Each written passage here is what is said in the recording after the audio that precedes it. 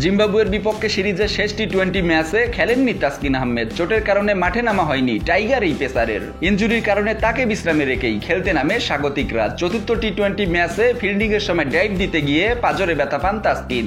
ব্যথা থাকায় তিনি খেলার জন্য ফিট ছিলেন না। বাংলাদেশ ক্রিকেট বোর্ড বিসিবির প্রধান চিকিৎসক দেবাশিস চৌধুরী গণমাধ্যমকে এ তথ্য নিশ্চিত করেন।